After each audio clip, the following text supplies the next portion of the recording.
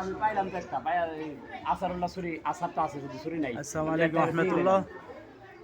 সম্মানিত দেশবাসী, যে যেখান থেকে ভিডিওটি দেখছেন আপনাদের সকলকে আসসালামু আলাইকুম রহমতুল্লাহ। দেখুন ভাই, আমরা মাদ্রাসার ছোট ছোট বাচ্চাদের থেকে এই সমস্ত ছোটোখাটো যা দিয়ে মরিচ কাটা হয়, আম কেটে খায় ছাত্ররা, এমনি টুকিটাকি কাজ করে, কিন্তু এগুলো দিয়ে বড় ধরনের ক্ষতিও হইতে পারে।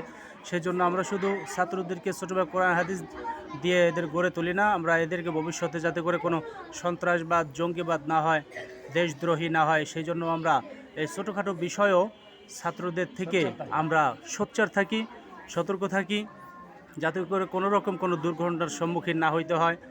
হ্যাঁ, এই জন্য দেখুন আমরা কত সুন্দরভাবে এইরকমভাবেই ছাত্রদেরকে গড়ে তোলার জন্য আমরা চেষ্টা করি।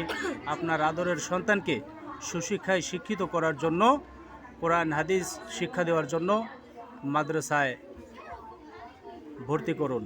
আল্লাহ রাব্বুল আলামিন আমাদের সকলের সন্তানদেরকে হক্কানি আলেম হওয়ার জন্য তৌফিক দান করুন। আমিন।